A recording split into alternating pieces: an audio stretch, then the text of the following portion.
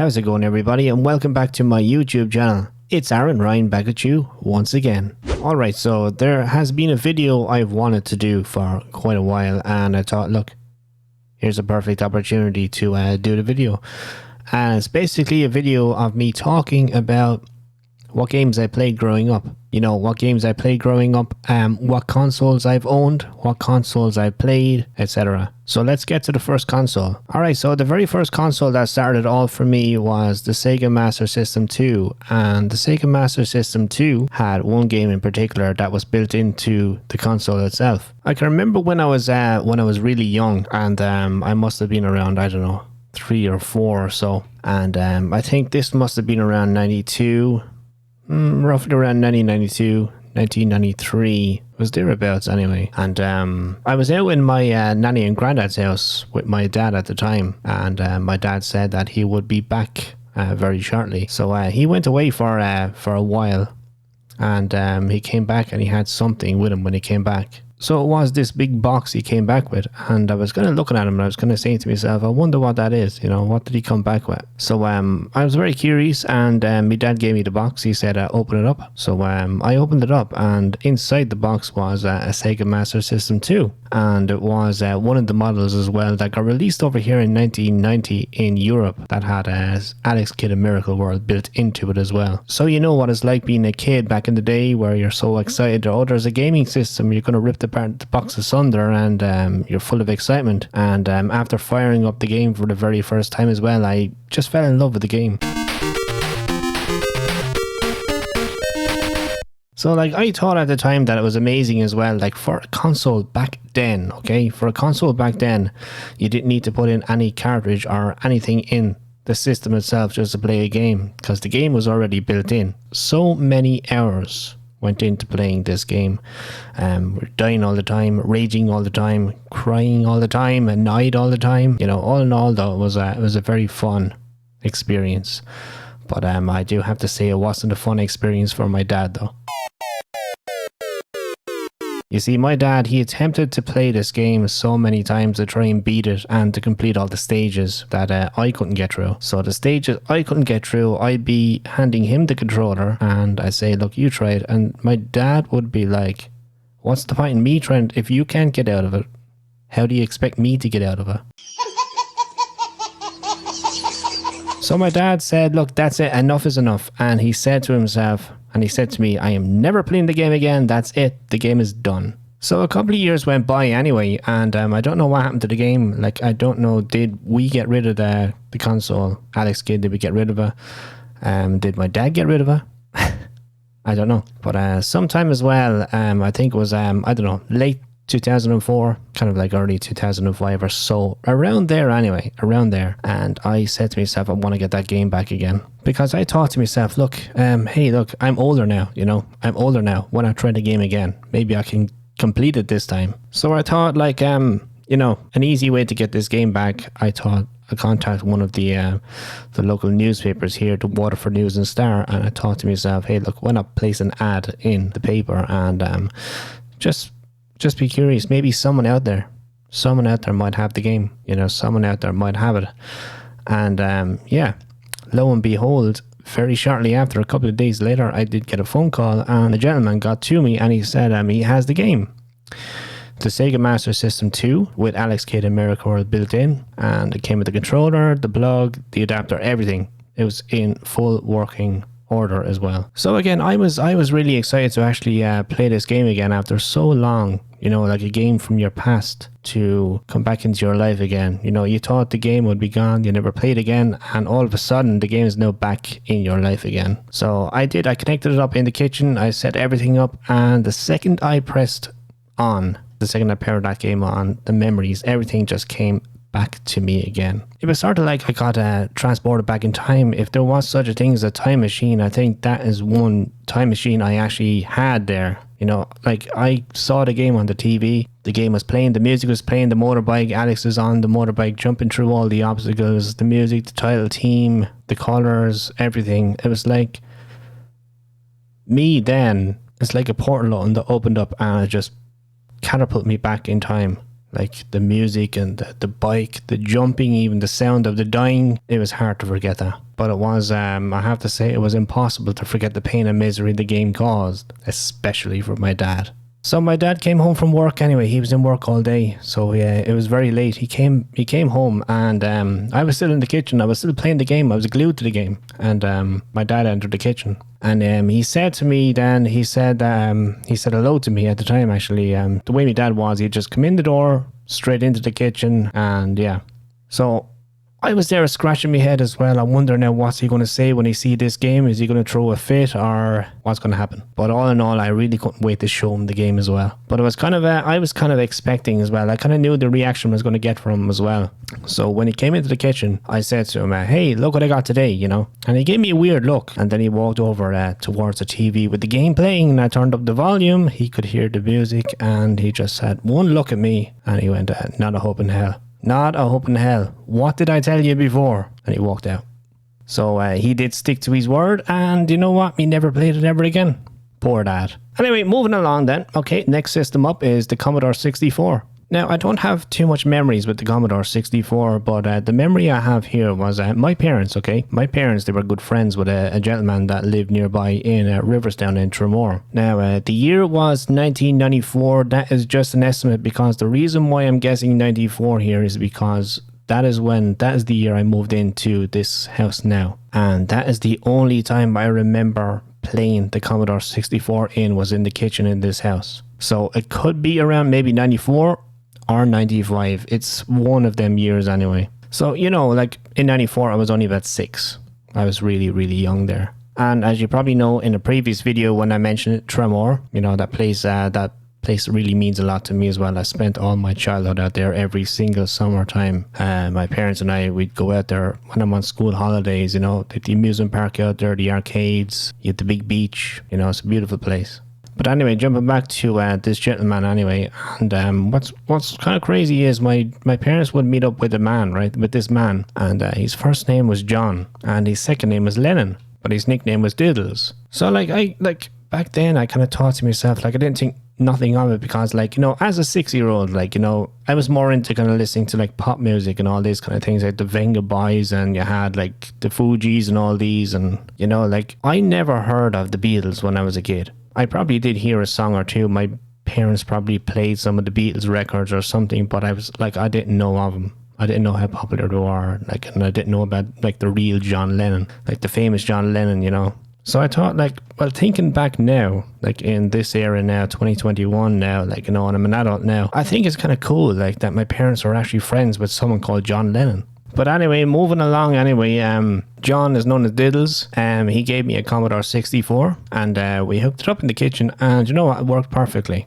And he actually got it from the Tremor dump. Whoever owned the Commodore 64, they just disposed of it. They didn't want it anymore. They threw it out, you know. So, like, John, he gave me the Commodore 64, and he said, hey, look what I found, you know. And I can't remember for the life of me what game I played with it. But all I can remember was you had to insert this tape into it, and you had to wait a very, very, very long time for the game to load. You'd have this long loading screen, and you'd have to just sit there and wait for the game to load. I think there's another memory there was when you were playing a game on the Commodore, I think you had to take the tape out, the cassette out, the tape out, and you had to rewind the tape and then go to like side B, then press play on the thing there, you know, and then you have to wait again. I'm glad we moved on from them days now. I wouldn't be able to sit here now for about 20 minutes now and wait for the game to load. Next up in the list is the Super Nintendo. So remember I said to you that my parents and we moved house in 1994. We moved into this house. Well, my parents were also best friends, good friends as well, with the new owners of the old house. So when we were moving out to here, my parents were also friends of the family that were moving in to the other house as well. So after we moved into this house anyway, my dad, he called over to the old house just to see how the other guys are getting on, you know. And with my dad having lots of friends as well, and especially like he was just so perfect as well, you know. He'd have a lot of friends, and like I was always told the saying as well that it's not what you know, it's who you know. So when my dad came back home, he came home with a Super Nintendo with Super Mario World. So I asked him, hold on a minute, where did you get this? You know, where did you get it? And he told me that he borrowed it from the new owners. They said I can rent it out for a while just to play it and see what I think of it, you know. Because I never had a Super Nintendo before. You see, like, this is back in 94, somewhere around there, you know. And I didn't have a Super Nintendo yet. And I did want one so badly because Super Mario World, like, tell me what kid didn't want Super Mario World. I think every kid of the 90s wanted that game. So I spent many hours playing that game, you know. I was glued to it, completely glued, like Alex Kidd in Miracle World, glued to it. But except there was a difference here now. I wasn't dying all the time in Super Mario World. Super Mario World was more of an enjoyable game for me because I was that little tad bit older as well. So I knew what I was getting for Christmas that year as well then, and I did get a Super Nintendo for Christmas, and I got it with Super Mario All-Star, Super Mario World, Star Wing, which is also known as Star Fox over in America, and I also got Super Mario Kart as well.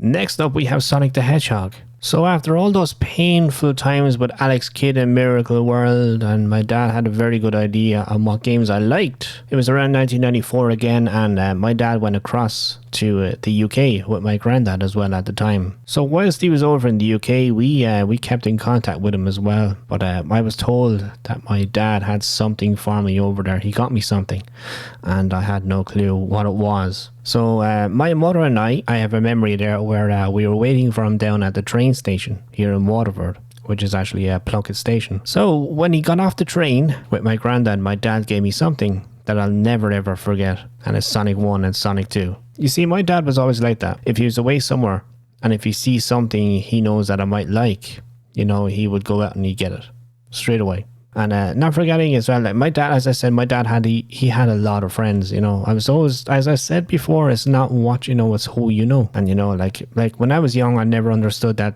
phrase at all. I never understood it, but it makes sense now, because you could spend hours like looking for something and you won't be able to find that, but asking maybe one or maybe two or more people that you know of, they might have what you're looking for. So next up we have Ghouls and Ghosts. So it's 1996, and my brother just got a flat just around the corner from me. Remember I said this new house? Okay, so my brother also got a new flat as well, and he lived just around the corner from me at the time. And some weekends I'd actually stay over with him as well. And it was then when my brother introduced me to a very painful, hard game, and it was called Ghouls and Ghosts for the Sega Mega Drive, or if you're over in America, the Sega Genesis. Now at the time here, playing Ghouls and Ghosts, I never played the original. The original we all know, and we have painful memories of it as well, which is Ghosts and Goblins. Now thankfully that's even harder, so I didn't kind of have to worry about the painful memories of having that as a kid. I had Ghouls and Ghosts instead.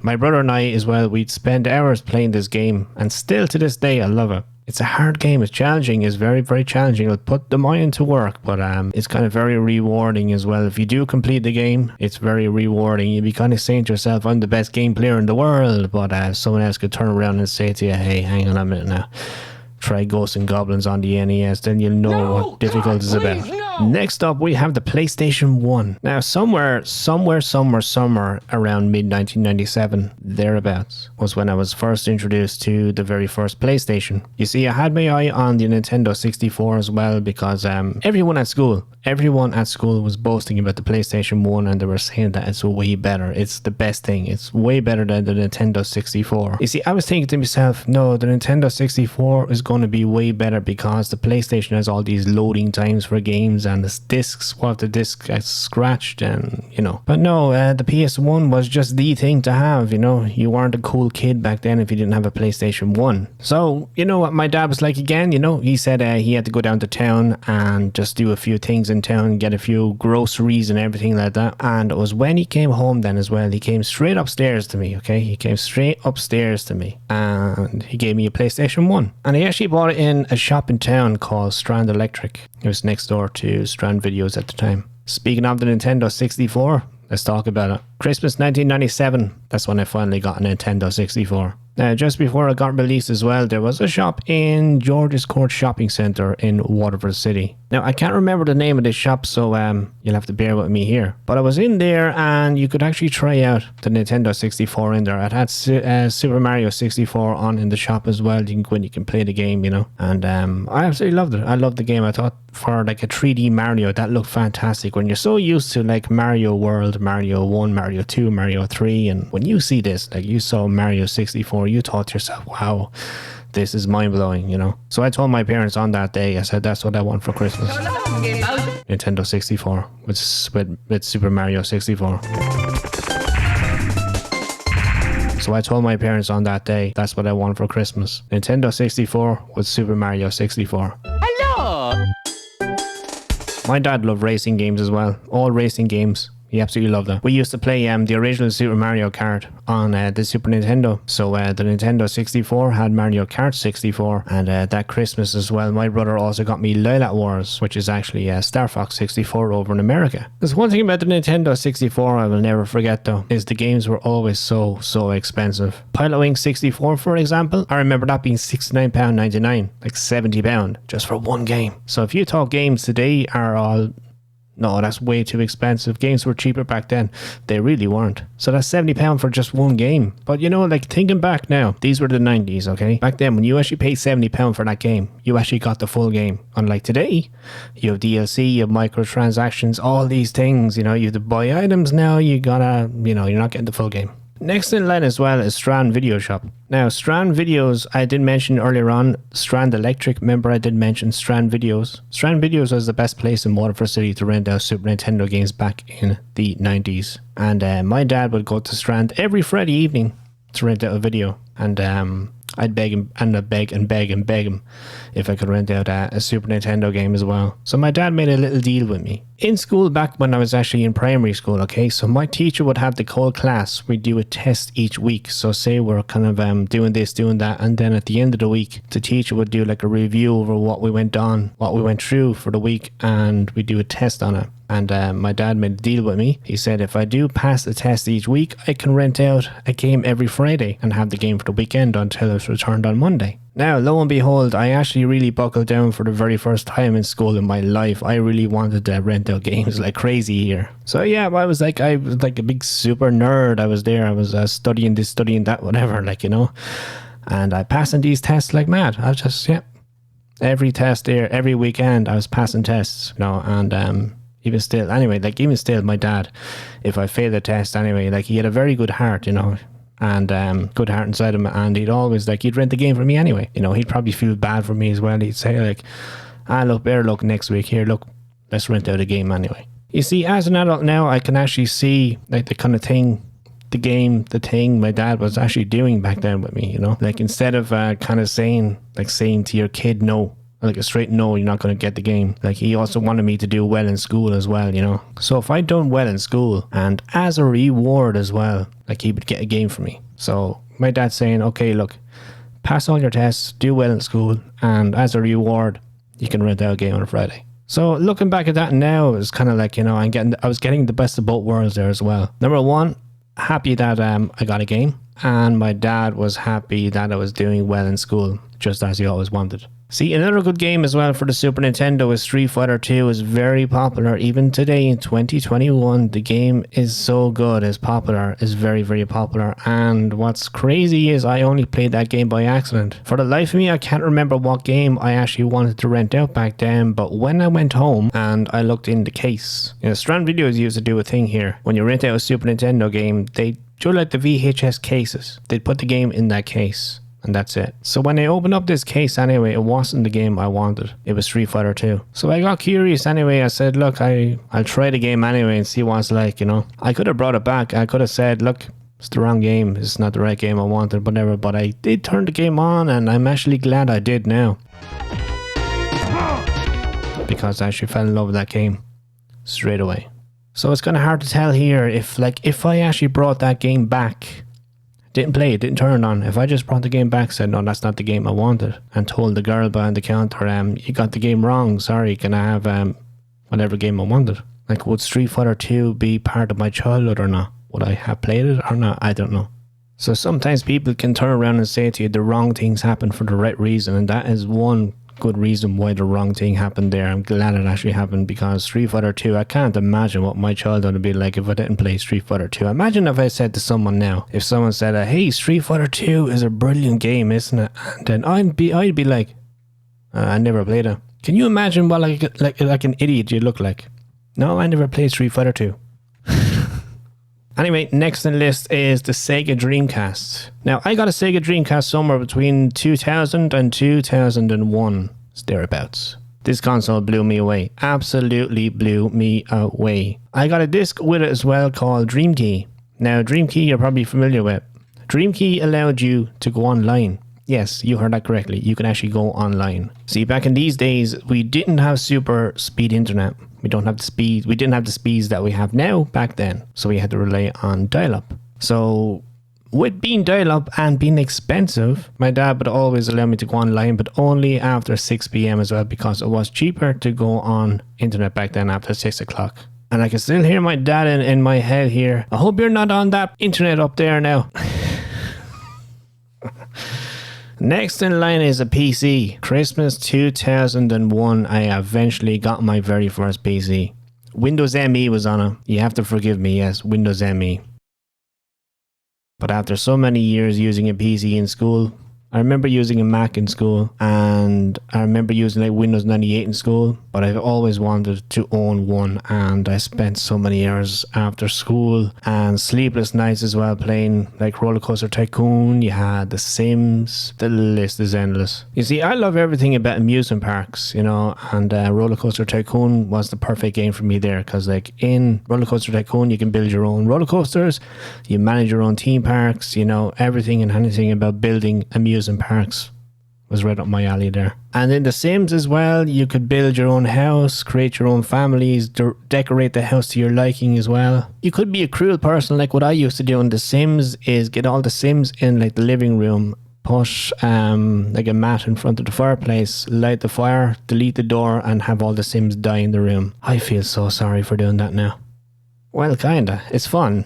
Or was. But the only thing that took ages to get used to with PCs is back then, well, you still have to do it now, don't you? But like back then, like I was so used to getting like the PS1 or the Super Nintendo and just throw a cartridge in there and press the power button and that's it, the game is on.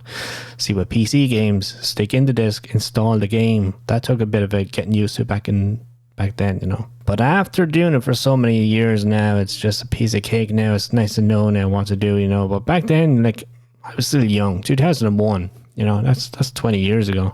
But it's crazy looking back, and amazing how PCs and all these computers have got so advanced now. They've really, really came a long way. Next up is the Game Boy Advance. So I was on holiday in Lanzarote back in 2001. That was my very first time being there, by the way. And my parents and I, we stayed in a hotel called Sol Lanzarote. It's in Matagorda, and there's a bunch of shops nearby as well. I remember really well, there's a load of shops there, just like about 5-minute walking distance. And in one of these shops anyway, I remember getting a Game Boy Advance in there as well. Also that year as well, 2001, I do remember Nintendo releasing a Super Mario Advance, and that was bundled with Super Mario World. So I thought it was kind of cool as well. It's like sort of reminded me of having like a Super Nintendo in your hand, like a portable Super Nintendo. So I can bring Super Mario World with me anywhere I go. Next up is the PlayStation 2. Christmas 2002, and I got a PlayStation 2. That's a cool rhyme there. The PS2 was absolutely mind-blowing. Rockstar, they changed Grand Theft Auto forever as well when they made Grand Theft Auto 3. But I had to wait as well because until I got released for PC, because I had a PC. You see, I got the PC in 2001 and I didn't have a PlayStation 2, so I had to wait a couple of months for Grand Theft Auto 3 to come onto PC. So even when I did get it for the PC as well, like the PC specs I had, like it wasn't up to like gaming experience or anything like that. So it wasn't the best. I wasn't getting the full best experience of the game as well. So I had to get Grand Theft Auto 3 and Grand Theft Auto Vice City as well when I got that PlayStation 2. Jumping up 2 years later to 2004, Rockstar Games actually teased a new Grand Theft Auto game called Grand Theft Auto San Andreas, and it got release date for October. So I went to the game shop and on the day it got released, but the man in the game shop, he told me that the game is fully sold out and I wanted that game so bad. So a few days later, and I came home from school. My dad had to go into town, so I stayed at home And I went on the PC for a while. And when my dad got home again, like he always does, you can probably guess what's going to happen here. He came upstairs, he handed me something again, and said, "Is this the game you're looking for?" So I kind of inspected the game. I was like, yeah, that's the game. How? Where? What? How did you get that? That's exactly what I said. I was kind of speechless. I said, like, how? Where? That the game is sold out. How did he get it? So my dad said, "I always have my ways." So in 2005, my dad took a liking to another game on the PlayStation 2, and it was The Getaway. So he played every evening, and he got very far in the game, which fair play to him, because that game is not easy. So unfortunately then, like my dad, he died September 2005, and he never got to finish the game. So I thought to myself, look, as it's the last game he ever played, you know, like he got so far into the game, it's the last game he ever played, I put the game in his coffin, so he could take the game with him and finish the game in heaven, which I'd say he probably did now. Last but not least is the PlayStation 3. So you probably know by now my love of Grand Theft Auto games. You know, like Grand Theft Auto 1 on the PlayStation 1, like that old helicopter view and everything like that. You Grand Theft Auto 2. Grand Theft Auto 3 changed everything in the Grand Theft Auto series. You know, like it went into that kind of 3D world, open world view there. Then you Grand Theft Auto Vice City Stories, you had San Andreas. But then the big one came. 2008, I got a PlayStation 3. And I only got a PlayStation 3. Why? For Grand Theft Auto 4.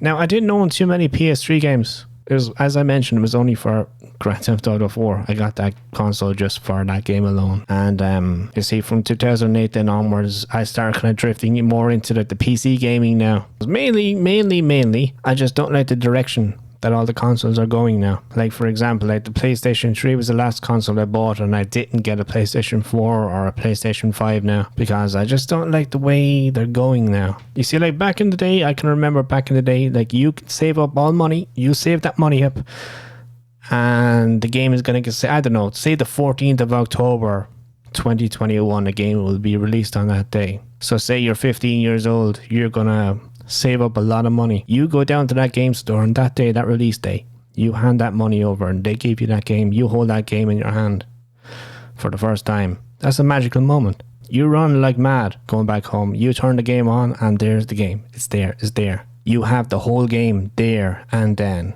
Nowadays you've all DLC. You need to pay money to buy new items, new weapons. You know, you'd get so far in the game to unlock places or things, like say for example Grand Theft Auto Vice City, you had to beat missions to unlock the other islands and other areas.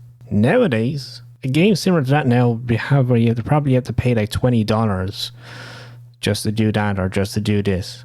And not forgetting as well, like you also have storage on consoles now. You have all, like you have to install a game now. You don't just, like the old days, you put the disc in or the cartridge in and press power.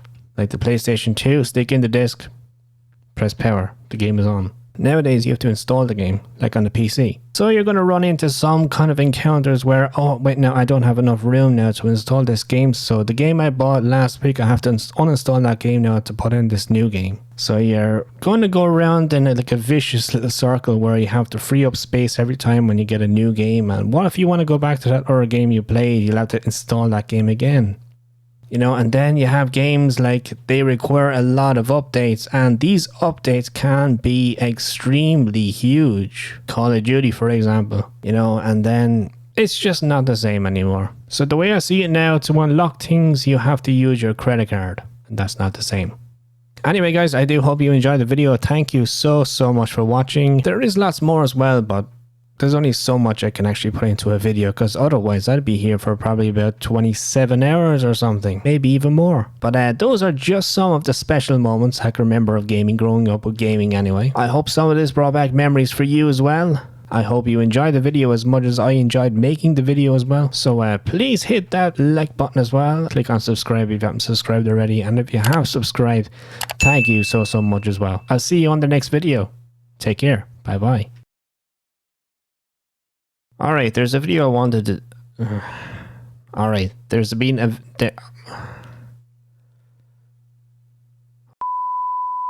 Alright, there has been a video I've wanted to do for quite a while. And it's a video about...